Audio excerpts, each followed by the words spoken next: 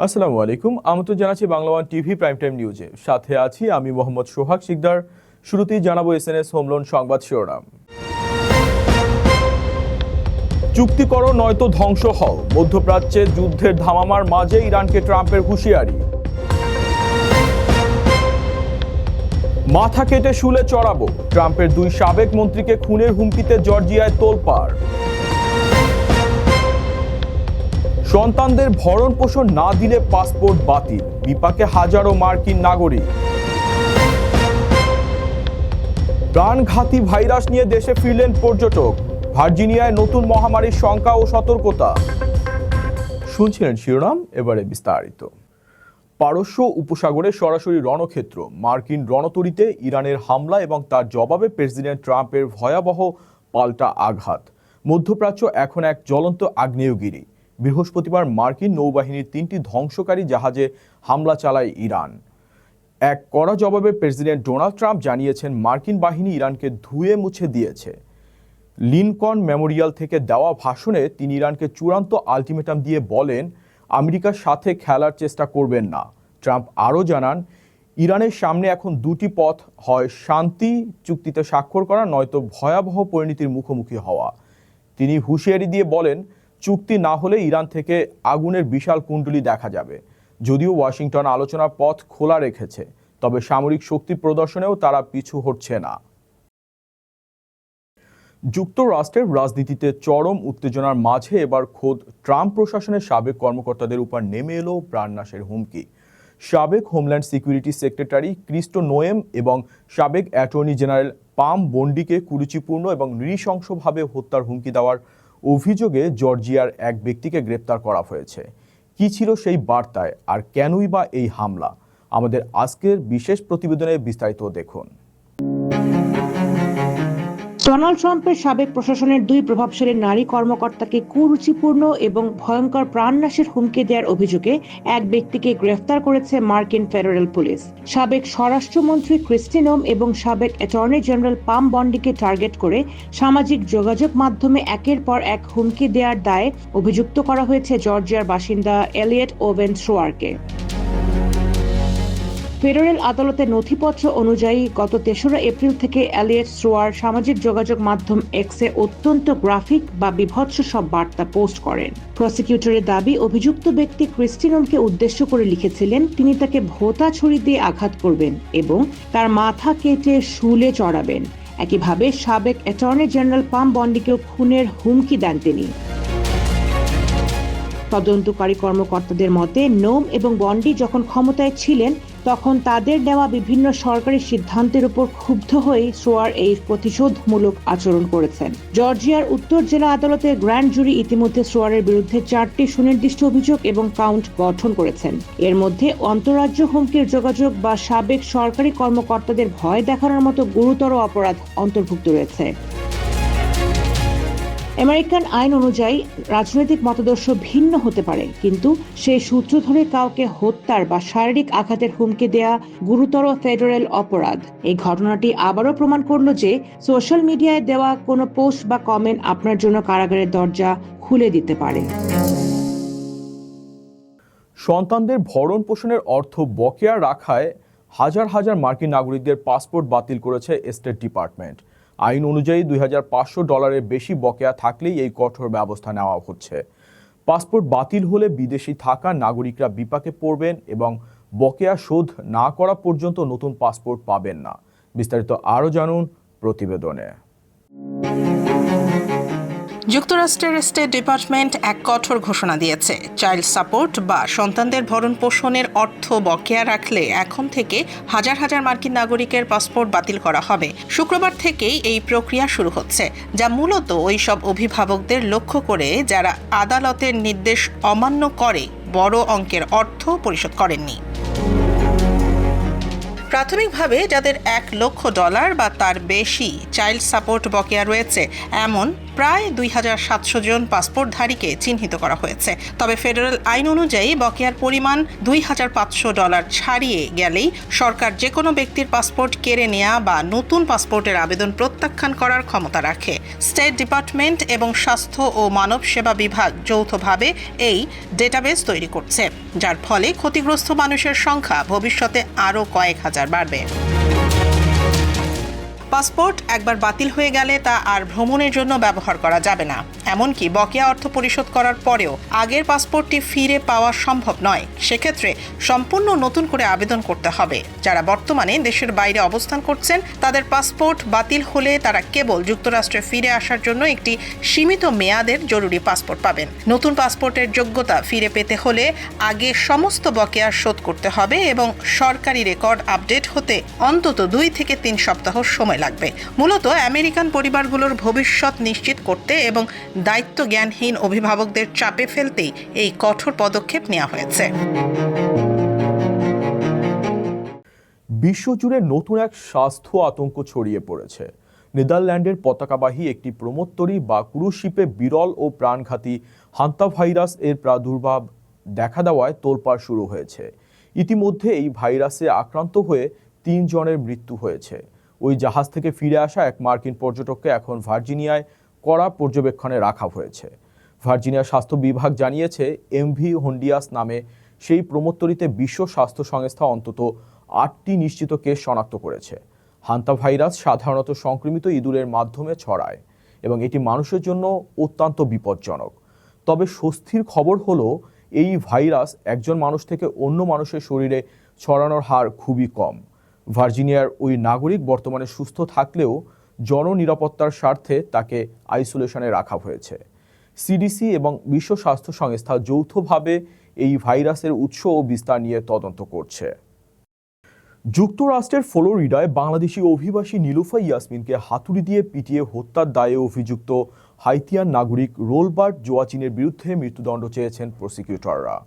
অবৈধভাবে প্রবেশ করা এই হামলাকারী প্রকাশ্য দিবালোকে এই নৃশংস হত্যাকাণ্ডটি ঘটায়। সিসিটিভি ফুটেজে ধরা পড়া এই ভয়াবহ ঘটনার বিচারে সর্বোচ্চ শাস্তির দাবি জানানো হয়েছে। ফ্লোরিডার ফোর্ট মায়ার্সে এক বাংলাদেশি অভিবাসী নারীকে হাতুড়ি দিয়ে পিটিয়ে হত্যার ঘটনায় অভিযুক্ত হাইতিয়ান নাগরিকের বিরুদ্ধে মৃত্যুদণ্ডের আবেদন করেছেন মার্কিন প্রসিকিউটররা। এই নৃশংস হত্যাকাণ্ডের শিকার 51 বছর বয়সী নীলুফা ইয়াসমিন ওই এলাকার একটি গ্যাস স্টেশনের ক্লার্ক হিসেবে কর্মরত ছিলেন। গত 2 এপ্রিল ফোর্ট মায়ার্সের একটি গ্যাস স্টেশনের বাইরে এই রোমহর্ষক ঘটনাটি ঘটে। সিসিটিভি ফুটেজে দেখা যায় অভিযুক্ত 40 বছর বয়সী রোলবার্ট জোয়াচিন হাতুড়ি দিয়ে নীলুফারের মাথায় বারবার আঘাত করছেন। পুলিশ জানায় নীলুফা যখন তার গাড়ির কাঁচ ভাঙার বিষয়ে জোয়াচিনকে জিজ্ঞাসাবাদ করেন তখনই তিনি এই বর্বরোচিত হামলা চালান। তদন্তকারীরা এই ভিডিওটিকে অত্যন্ত নৃশংস এবং অবিশ্বাস্যভাবে সহিংস বলে বর্ণনা করেছেন। স্টেট অ্যাটর্নি আমিরা ফক্স বৃহস্পতিবার ঘোষণা করেছেন যে লিউ কাউন্টি গ্র্যান্ড জুরি জোয়াচিনের বিরুদ্ধে ফার্স্ট ডিগ্রি মার্ডার বা প্রথম ডিগ্রির খুনের অভিযোগ এনেছে। প্রসিকিউটররা এই মামলার গুরুত্ব এবং নৃশংসতা বিবেচনা করে জোয়াচিনের জন্য মৃত্যুদণ্ড দাবি করেছেন। তদন্তে জানা গেছে জোয়াচিন হাইতি থেকে অবৈধভাবে যুক্তরাষ্ট্রে প্রবেশ করেছিলেন। স্টেট অ্যাটর্নি ফক্স বলেন, এই আসামি অবৈধভাবে দেশে ঢুকে একজন মায়ের জীবন কেড়ে নিয়েছে, যিনি কেবল তার পরিবারের ভরণ পোষণের জন্য কাজ করছিলেন। এক পরিশ্রমী বাংলাদেশি অভিবাসীর এমন করুণ মৃত্যুতে স্থানীয় কমিউনিটি এবং প্রবাসী বাংলাদেশিদের মধ্যে গভীর শোক ও ক্ষোভের সৃষ্টি হয়েছে। অপরাধী যেন সর্বোচ্চ শাস্তি পায় তা নিশ্চিত করতে প্রসিকিউশন বদ্ধপরিকর। ফ্লোরিডার ফোর্ট লডারডেল হলিউড আন্তর্জাতিক বিমানবন্দরে কাজ করা কর্মীদের একটি বড় দুঃসংবাদ রয়েছে। একটি শীর্ষস্থানীয় এভিয়েশন সার্ভিস প্রতিষ্ঠান ম্যাক্সিমাস গ্লোবাল সার্ভিসেস তাদের শতাধিক কর্মীকে ছাঁটাই করার ঘোষণা দিয়েছে।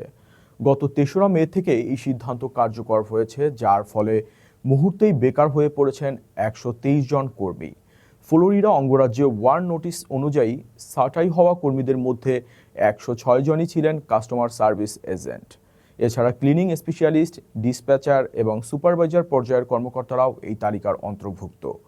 উল্লেখ্য যে এই প্রতিষ্ঠানটি স্পিরিট এয়ারলাইন্সের মতো বড় সংস্থার হয়ে র্যাম্প হ্যান্ডেলিং, নিরাপত্তা ও বাণিজ্যিক পরিচ্ছন্নতার কাজ করে আসছিল।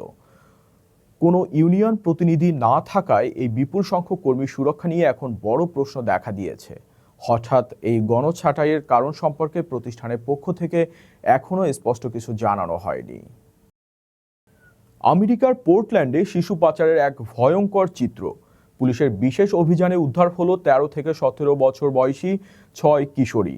দীর্ঘদিনের অপরাধের আখড়া হিসেবে পরিচিত 82তম এভিনিউতে এই চাঞ্চল্যকর উদ্ধার অভিযান নিয়ে তোলপাড় ওরেগন। বিস্তারিত আরও জানুন প্রতিবেদনে। আমেরিকার অরেগন অঙ্গরাজ্যে পোর্টল্যান্ড শহরে সম্প্রতি এক শ্বাসরুদ্ধকর অভিযানে 6 জন অপ্রাপ্তবয়স্ক কিশোরীকে উদ্ধার করেছে পুলিশ। মানব পাচার এবং যৌন শোষণের শিকার এই শিশুদের বয়স মাত্র 13 থেকে 17 বছরের মধ্যে। গত 15 এপ্রিল থেকে শুরু হওয়া এই বিশেষ অভিযানে শহরটির 82 নম্বর অ্যাভিনিউ করিডোর থেকে তাদের উদ্ধার করা হয়। পোর্টল্যান্ড পুলিশের হিউম্যান ট্রাফিকিং ইউনিট এই উদ্ধারকে বিস্ময়কর বলে অভিহিত করেছেন। সাধারণত এসব অভিযানে প্রাপ্তবয়স্কদের দেখা মিললেও এত অল্প সময় এত বেশি সংখ্যক শিশুকে উদ্ধার করার ঘটনা বিরল। কর্মকর্তারা এখন খতিয়ে দেখছেন এটি কোনো নতুন অপরাধী চক্রের উত্থান কিনা। উদ্ধারকৃত কিশোরীদের সুরক্ষায় কাজ করছে Oregon department of human services এবং সেফটি কম্পাসের মতো সংস্থাগুলো।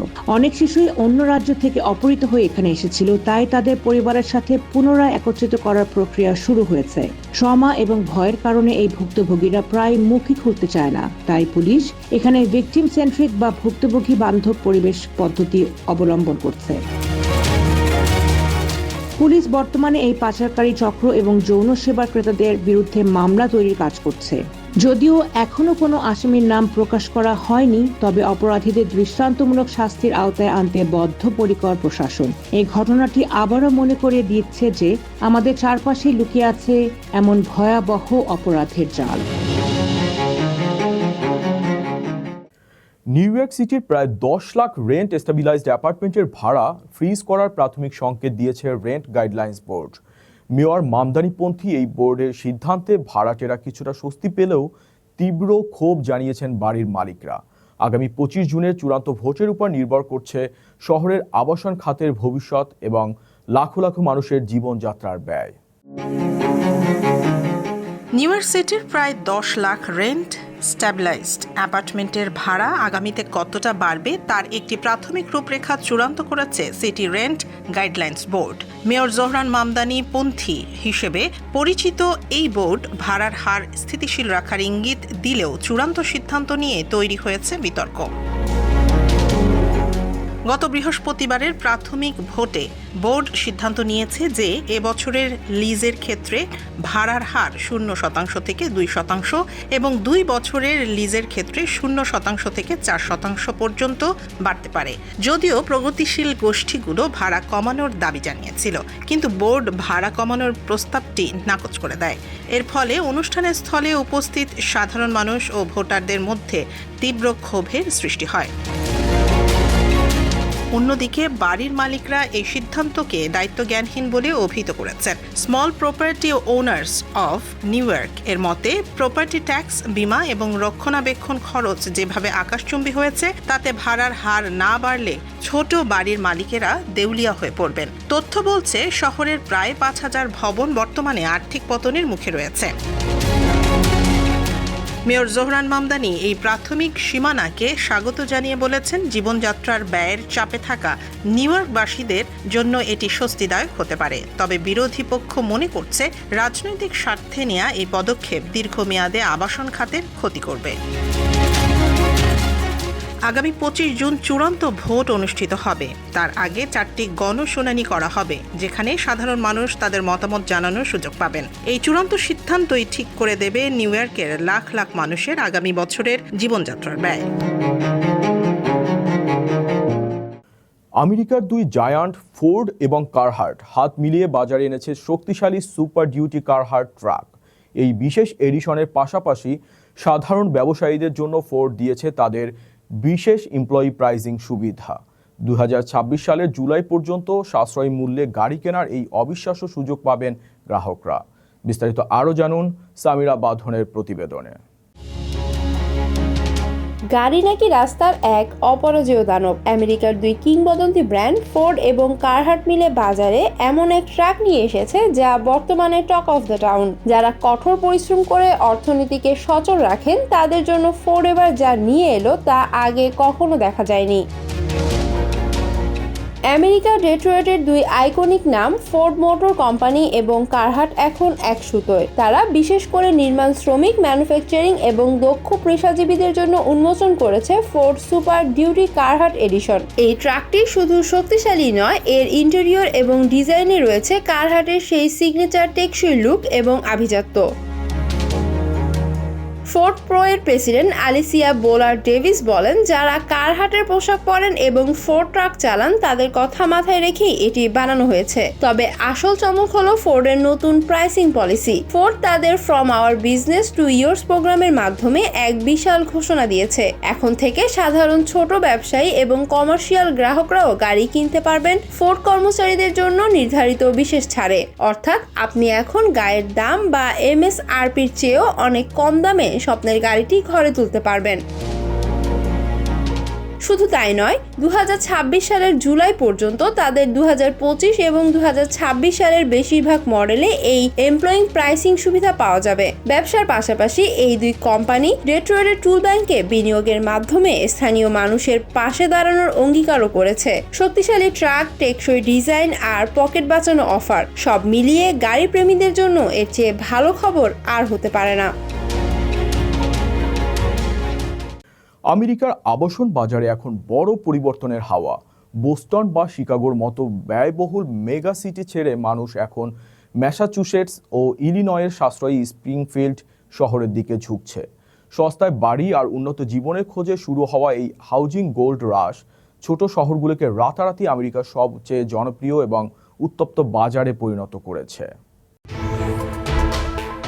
আমেরিকার আবাসন বাজারে এখন এক অন্যরকম পরিবর্তন দেখা যাচ্ছে। আকাশচুম্বী দামের কারণে বড় শহরগুলো ছেড়ে মানুষ এখন ছোট শহরের দিকে ঝুঁকছে। এই দৌড়ে বর্তমানে সবচেয়ে জনপ্রিয় হয়ে উঠেছে স্প্রিংফিল্ড নামের দুটি শহর, একটি ম্যাসাচুসেটসে এবং অন্যটি ইলিনয় অঙ্গরাজ্যে।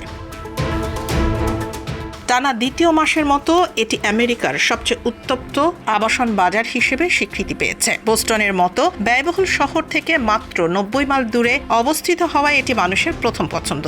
যেখানে বোস্টনের বাড়ির গড় দাম $8,32,000 বেশি, সেখানে এই জায়গায় $3,65,000 বাড়ি পাওয়া যাচ্ছে। বাস্কেটবলের জন্মস্থান হিসেবে পরিচিত এই শহরে বাড়ি বিক্রির বিজ্ঞাপন দেওয়ার মাত্র 23 দিনের মধ্যেই তা বিক্রি হয়ে যাচ্ছে।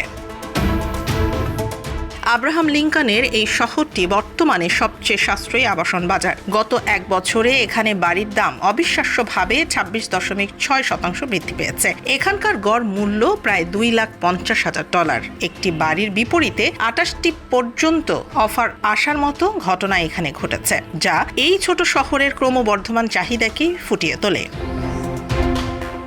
মূলত বোস্টন বা শিকাগোর মতো বড় শহরের উচ্চ জীবনযাত্রার ব্যয় সামলাতে না পেরে তরুণ প্রজন্ম এবং পরিবারগুলো এখন এই ঐতিহাসিক ছোট শহরগুলোর দিকে ঝুঁকছে। ঐতিহ্যের সঙ্গে সাশ্রয়ী মূল্যের এই মেলবন্ধন স্প্রিংফিল্ডকে আমেরিকার নতুন হাউজিং গোল্ড রাশ এর কেন্দ্রবিন্দুতে পরিণত করেছে। সাশ্রয়ী এখন আমেরিকানদের কাছে বড় শহরের জৌলসের চেয়ে বেশি গুরুত্ব পাচ্ছে। এই ছিল Bangla one TV prime time নিউজে। পরবর্তী প্রাইম টাইম নিউজ দেখার আমন্ত্রণ জানিয়ে বিদায় নিচ্ছি আমি মোহাম্মদ সোহাগ শিকদার। এতক্ষণ সাথে থাকার জন্য ধন্যবাদ।